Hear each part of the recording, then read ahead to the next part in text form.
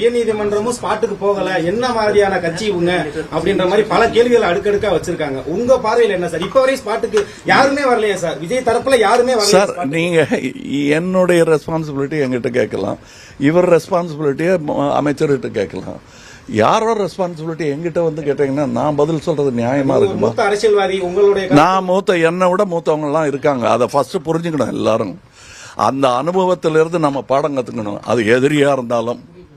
ஏன்னா அனுபவம்ங்கிறது எல்லாருக்குமே பாடம். அதனால இப்ப இந்த கட்சி பிரிச்சு தயவு செய்து நீங்க பேசாதீங்க. மக்கள் பக்கம் தான் நீங்க பேசணும்.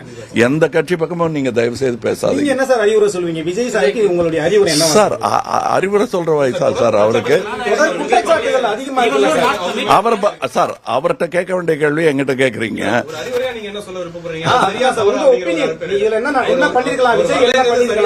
சார் இப்ப காலம் கடந்து இந்த அறிவுரையை சொல்றதுல அர்த்தம் இல்ல.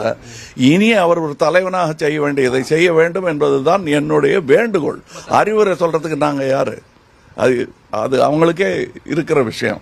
அவங்களுடைய பார்வை என்னன்னா எல்லாமே திமுக தான் காரணம், செந்தில் பாலாஜி தான் காரணம்ன்ற மாதிரி குற்றச்சாட்டுகளை திமுக மேலேயே எடுக்கிறாங்க. இல்ல பாருங்க, அவங்க குற்றம் சாட்டுறவர் இதோ இங்க நிக்கிறாரு.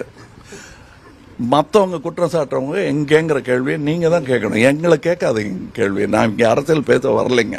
நான் அடுத்த மாதம் வருவேன், அதுக்கு அடுத்த மாதம் வருவேன், பேசிக்கலாம். கொஞ்சம் ஒரு மாதம் அவங்கள விட்டுருவோம், நிம்மதியாக இருக்கட்டும். அவங்க அது மறக்கிறதுக்கு ட்ரை பண்ணட்டும். திரும்ப கிண்டி எப்படி செத்தாங்கன்னு அவங்ககிட்ட கேட்டால் இப்போ எங்கிட்ட அழுகிற மாதிரி அழுவாங்க. அழுது ஓஞ்சிட்டாங்கன்னா கொஞ்சம் நிம்மதியாக இருக்க விடுங்க.